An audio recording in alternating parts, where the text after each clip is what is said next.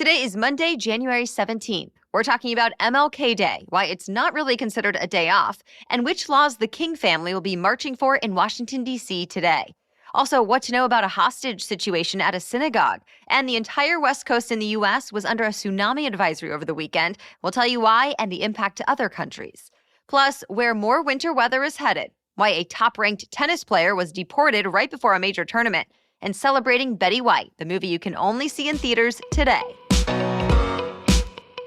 Welcome to The Newsworthy. All the day's news in around 10 minutes. Fast, fair, fun, and on the go. I'm Erica Mandy. Thanks so much for being here. You ready? Let's do this. It's MLK Day here in the United States. That means Americans are honoring the life and legacy of Dr. Martin Luther King Jr. He dedicated his life to the nonviolent struggle for civil rights and was assassinated in 1968. This federal holiday is always the third Monday in January and around Dr. King's birthday, January 15th. Parades will be marching through some cities like Houston, Las Vegas, and Miami today. But other parades and rallies got canceled again this year because of COVID-19 or bad weather. Still, there are ways to honor the civil rights leader by following his example and giving back. In the 1990s, Congress designated MLK Day a day of service. So even though you may have the day off of work or school, it's still meant to be a day on. People are encouraged to donate to a good cause and/or volunteer. There are thousands of service projects planned around the U.S. To find one near you, head over to thenewsworthy.com. We've posted a link in today's episode notes. And a quick reminder, since MLK Day is a federal holiday, government offices, including the post office and libraries, are closed, along with banks and the stock market. But most major retailers and chain restaurants will be open. Dr. Martin Luther King Jr.'s family will be in Washington, D.C. today, making a push for new election laws. The King family and other civil rights and voting rights advocates are holding a march across the Frederick Douglass Memorial Bridge. Marchers will be calling on Congress to pass new federal standards for elections. But lawmakers have already been butting heads over the two election bills that Democrats have proposed. The first would make Election Day a national holiday so people could get off work, mandate 15 days of early voting, and force all states to allow mail-in voting, among other things. The second bill would give the federal government more control over state voting procedures. The King family and President Biden say both measures are needed to deal with recent election changes in mostly Republican states like Georgia, Florida, and Texas. Democrats argued that those new rules make it harder for people to vote and get their voices heard. But the state Republican lawmakers who passed them say they're only about making elections more secure and fair. And on the national level, Republicans say election decisions should be up to each state and not the federal government. So very few Republicans in the U.S. Senate are expected to vote for the federal voting bills. And that's where they stand now, deadlocked. Remember, as we told you last week, President Biden and some other Democrats were pushing for a big rule change in the Senate. Basically, so the bills would only need 50 votes instead of 60, and it would be easier to get the voting bills passed. But to change that Senate rule, every Democrat would have to be on board. And at least two moderate Democrats have recently said they're not okay with it. So without that rule change, it's unlikely the voting bills will have enough support to pass. But the Senate is scheduled to start debating them tomorrow, to be continued. It took some of the best negotiators and rescue teams in the country, but 4 Americans who were held hostage over the weekend are now free. This all happened at a synagogue in the Fort Worth, Texas suburb of Colleyville, about 30 miles northwest of Dallas. The rabbi was holding his usual Saturday service when an armed man stormed the building. He trapped the rabbi and 3 other people inside and started making threats. The service was being live streamed, so at first people at home could hear the gunman yelling, and they called police. Over the course of the day, the neighborhood was evacuated. About 200 local, state, and federal law enforcement officials gathered around the synagogue. An elite FBI rescue team was even flown in from Virginia, along with dozens of other officials from the nation's capital. And after a nearly 11-hour standoff, the team ended up storming the synagogue. The hostages were able to run out, and amazingly, they were not physically hurt. Moments later, the suspect was dead. Officials have not yet said how he died, if law enforcement shot him or if maybe he took his own life. They say the gunman was a 44-year-old man from the UK. Then police in England announced they had 2 teenagers in custody in connection with the Texas standoff. It's still not clear how they may have been involved. When the gunman first stormed the synagogue, he was apparently ranting about a Pakistani scientist who is in a U.S. prison now. 10 years ago, she was convicted of trying to kill U.S. service members in Afghanistan. But authorities still don't know why the suspect was upset about that now or why he chose the synagogue.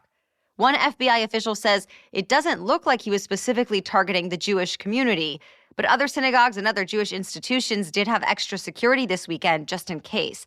And President Biden put out a statement saying, quote, "We will stand against anti-Semitism and the rise of extremism in this country." Millions of Americans up and down the East Coast are now getting the brunt of a strong winter storm. This is the same one that brought some pretty dangerous weather to the Midwest and Southeast over the weekend. Snow fell as far south as Pensacola, Florida. And this morning, wet roads are expected to refreeze in parts of Georgia and the Carolinas, causing black ice. Already, road conditions have been treacherous in those states. And overnight, the storm started moving up the coast from the mid-Atlantic to New England. This morning, some of the heaviest snow is expected in Charleston, South Carolina, Pittsburgh, Pennsylvania, Burlington, Vermont, and upstate New York. Other places will see mostly ice or sleet. And there's another concern today, too, the wind. Big cities like Boston and New York City are among those under high wind warnings today. But the National Weather Service says this whole storm system will be out of the U.S. by this evening. More news is coming up, but first, a quick break for our new sponsor, Seed. I'm so excited to tell you about this sponsor because I've already been using Seed's Daily Synbiotic for at least a year now, thanks to a friend's recommendation, and I too love it. It's a 24-strain prebiotic plus probiotic that supports digestive health. It supports healthy skin. It promotes heart health, and so much more. It's actually clinically and scientifically studied, so you know you're getting the real deal. When I first started taking Seed, I was pregnant, and even pregnant, I felt great. So I haven't stopped taking it since, as whole body health continues to be a priority for me. Plus, I appreciate that Seed cares about the earth. In your first purchase, you'll get a glass jar that is refillable. Then your monthly refills are delivered in compostable, biodegradable, and recyclable packaging.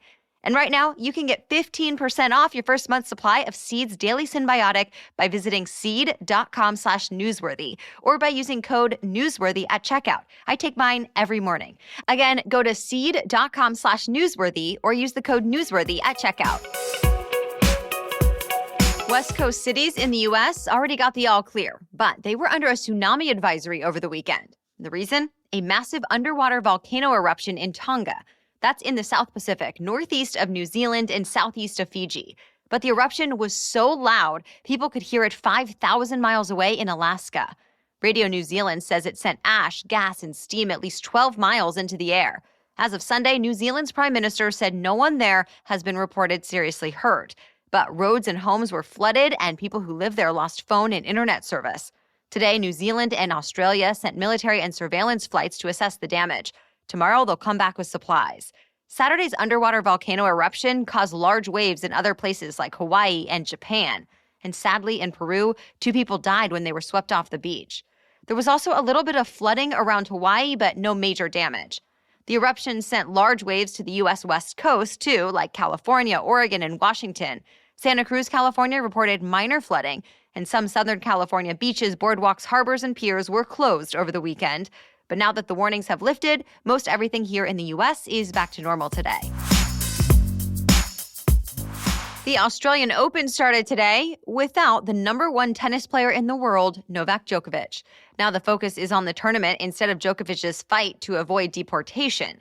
The whole saga went like this. Djokovic is unvaccinated, but got a medical exemption from the tournament to play. The thing is, though, when he arrived in Australia from his home country of Serbia, Border Patrol in Australia said his exemption was not valid. That just because he was cleared for the tournament did not mean he could enter the country. So he was detained. And eventually, the Australian immigration minister revoked his visa. Then on Sunday, 3 federal judges in Australia confirmed that ruling, canceled his visa, and deported him. Djokovic has won a record 9 Australian Open titles, including 3 in a row, but this time will not get the chance to defend his title. Once again, the streaming giant Netflix is upping their prices in the U.S. and Canada by $1 to $2. As Reuters reports, the price hike went into effect Friday for new users, and the new prices will roll out to existing subscribers in the coming weeks. Netflix says the price jump is meant to help keep a wide variety of entertainment options on the site. Every plan is getting a little more expensive here in the U.S., but in Canada, it's only the premium plan that's changing. The streaming service last updated its prices in October of 2020. Today, people all around the world are celebrating the life of Hollywood's golden girl, Betty White. She would have been 100 years old today. A movie to celebrate her milestone birthday was planned before she passed away on New Year's Eve. It was initially called Betty White 100 Years Young. Now the tribute is called Betty White: A Celebration and can be seen in 1,500 American theaters today only. The documentary will feature White and key interviews with friends like Ryan Reynolds and Carol Burnett. The celebration movie also features her last video message to fans. Also at the movie theater, Spider-Man was dethroned from its top spot. Scream 5 beat Spider-Man: No Way Home at the North American box office, even though Spider-Man has been on the top for the last month. Scream is a self-described requel, as in reboot and sequel, since it's both the 5th film in the franchise and a reboot with a new younger cast mixed in with some of the original actors. It brought in more than $30 million in North America its debut weekend. And that's it for your main news today, so now it's time for Money Monday, when we talk about one interesting money-related news story. But first, a message from our sponsor, BetterHelp.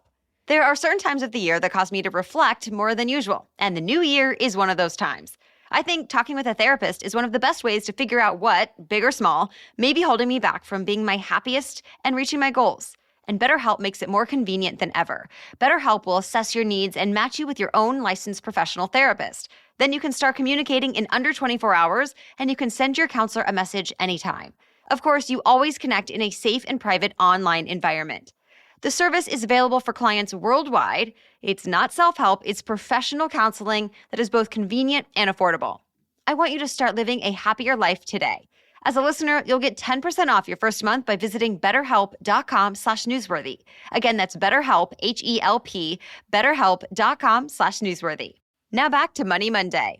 Spider-Man is not just breaking box office records these days, it's sparking heated bidding wars that are skyrocketing the price of comic books. A single page of an original Spider-Man comic book just sold for a record $3.36 million. That's the most expensive page from a comic book ever sold at an auction. The page shows Spider-Man's first time wearing the infamous all-black suit. Heritage Auctions says it's now the world's most valuable page of original comic book artwork. Another page from the same 1984 comic book sold for $288,000.